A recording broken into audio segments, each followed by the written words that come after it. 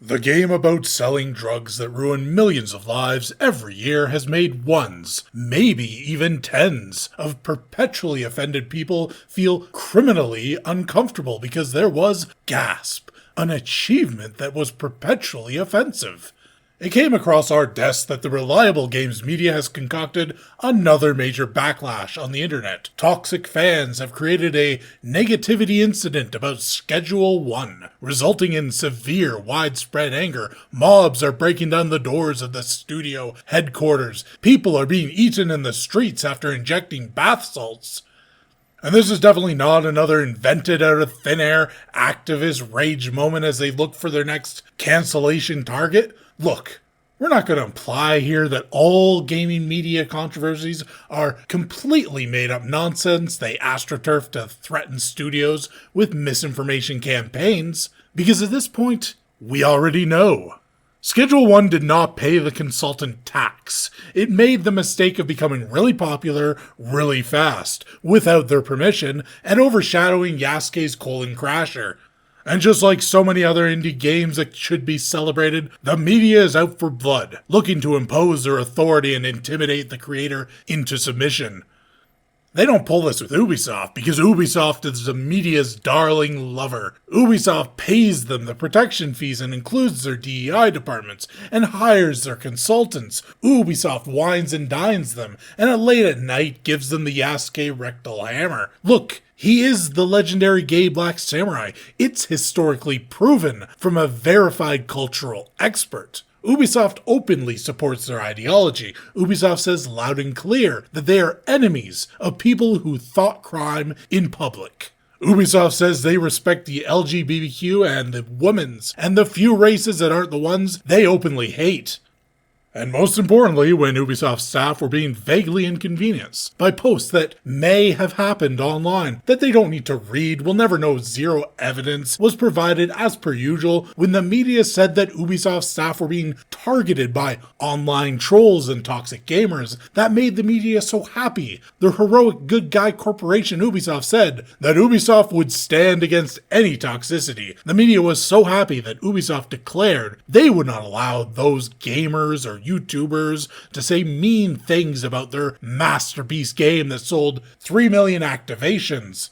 Because nobody assaults and harasses Ubisoft's property except for Ubisoft themselves. And I'm not saying the staff are Ubisoft's property because Ubisoft was caught using slave labor in their sweatshops, threatening people to work for them and exerting control over their lives.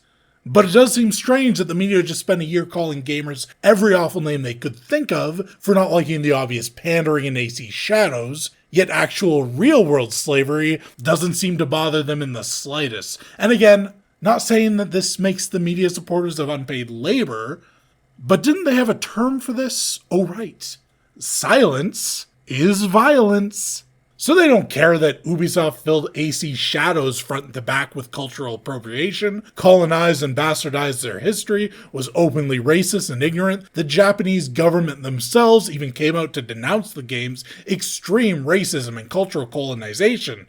The media stopped caring that Ubisoft is being investigated for some of the most disgusting harassment and abuse the industry has ever seen the moment Ubisoft declared themselves an ally. Media loyalty is such a cheap commodity to purchase. The media said nothing of Ubisoft making an NFT game just a few months ago. Weren't NFTs the looming destruction of the environment? Where did that fire for environmentalism go, games media?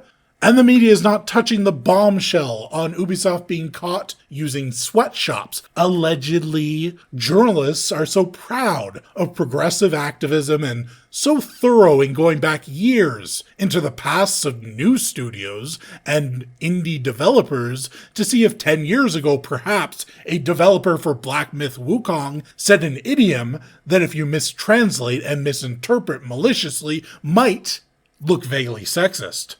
Interesting that you have the time for that, but no time for calling out the most corrupt and unethical AAA corporations. This is a double standard indies and AA studios need to expect. You are not going to be held to the same exceptionally low standard as AAA. You are a threat to the mutual parasitism between massive companies and their capitalist media dogs. Because this is not going to stop. Look, you are the future of the gaming industry. Everyone's hopes and expectations are on you now. These massive corporations grew complacent in their oligarchy and have left open a space at the table. You owe the media absolutely nothing. So give them nothing. They are your enemy not because of anything you have done, but because the status quo puts money in their pockets. And as the AAA stranglehold falls apart, all of these worthless journalists are getting exactly what they deserve.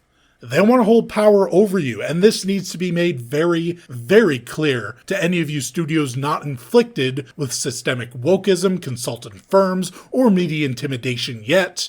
They hold exactly the amount of power over you that you allow them to. No more and no less.